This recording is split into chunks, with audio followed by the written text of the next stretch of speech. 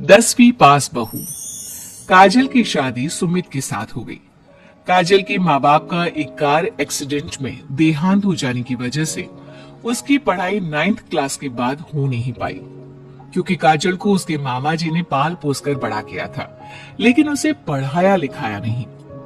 काजल के अच्छे नेचर और उसकी सुंदरता को देखकर सुमित को वो पसंद आ गई और सुमित ने काजल के साथ शादी कर ली। शादी के बाद हमारी बहू भले ही कम पढ़ी लिखी है, लेकिन लाखों में एक है। सही कहती हो। पड़ोस वाले शर्मा जी अपनी बहू से बड़े परेशान हैं। उनकी कोई बात ही नहीं सुनते। अरे लेकिन हमारी काजल, वो तो हमारा खूब कहा मानती है और घर का काम भी कितने अच्छे से करती है। सही कहती है मम्मी।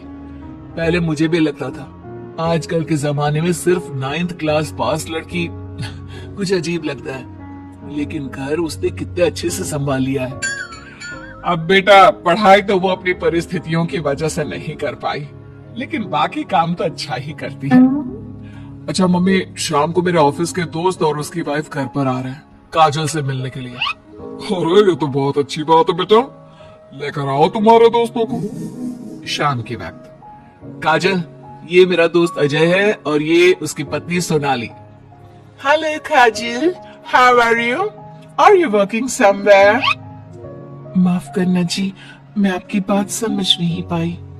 आई एम सॉरी, मैं बस ये पूछना चाह रही थी कि क्या तुम कहीं पर जॉब करती हो या हाउसवाइफ हो?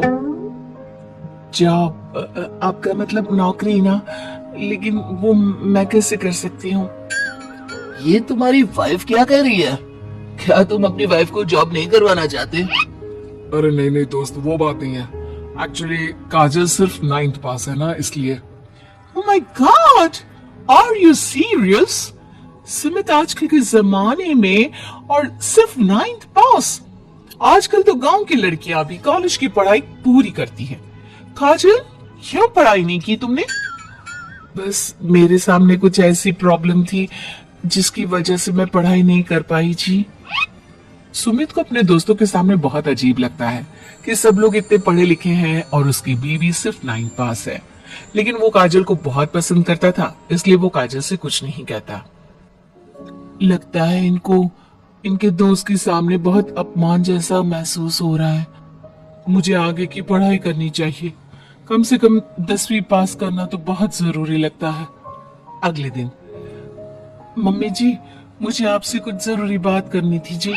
हाँ हाँ बोलो बेटा, क्या बात है? मम्मी जी, दरअसल मैं ना 10वीं क्लास की पढ़ाई करना चाहती हूँ, 10वीं पास करना चाहती हूँ। लेकिन बेटा, अब घर के इतने सारे काम, जिम्मेदारियों के बीच तुम 10वीं की पढ़ाई कैसे करोगी? पापा जी, मेरा बहुत मन है, प्लीज मना मत करिए ना जी। अरे ठीक है बेटा, जैसे तुम्हारी इच्छा। तुम 10वीं का फॉर्म भर दो। काजल खुश होते हुए वहां से चली जाती है। कुछ दिनों के बाद, मम्मी, क्या आपने सच में खुश होकर काजल को आगे की पढ़ाई करने की परमिशन दे दी? मेरा मतलब है, वो पढ़ाई करेगी तो घर का सारा काम, जिम्मेदारी कौन संभालेगा? अरे देखो बेटा, काजल हमारा इतना ख्याल रखती है, अब उसने हमसे परमिशन मांगी थी तो हम कैसे मना कर देते। और वैसे भी एक बार एग्जाम देने दो, उसका मन रह जाएगा। तुम्हें क्या लगता है, अब शादी के बाद 10वीं की परीक्षा पास करना आसान होता है क्या? अरे कुछ हो या ना हो, पर अगर हम मना कर देते तो उसे बुरा लग जाता है ना। हाँ, वैसे आपकी बात तो ठीक है। मम्मी पापा, हमें काजल का दिल नहीं तोड़ना चाहिए। अगर कुछ होगा तो ठीक है, नहीं तो कोई बात नहीं। वैसे भी एग्जाम पास करना बहुत मुश्किल सी बात है। 1 महीने के बाद, मम्मी जी, मुझे 10वीं का एग्जाम देना था, लेकिन एक प्रॉब्लम है। अरे क्या हुआ बेटा, बताओ मुझे। मम्मी जी, मैं प्रेग्नेंट हूँ और ऐसी हालत में मुझसे पढ़ाई और काम दोनों चीजें नहीं हो पा रही है। अरे कोई बात नहीं बेटा, तुम अंदर कमरे में जाकर आराम करो, हम कुछ सोचते हैं। काजल के जाने के बाद, मैंने कहा था ना, इसे अपने मन की कर लेने दो। हम मना करते तो बेकार में बुरा मान जाती। अब प्रेग्नेंट हो गई है, पढ़ाई तो वैसे ही नहीं कर पाएगी। सही कहती हो तुम, लेकिन मुझे लगता है कि बहू का 10वीं पास करने का बहुत मन था। मम्मी, उस दिन जब मेरे दोस्त घर पर आए थे ना, तो मैंने काजल का चेहरा देखा था।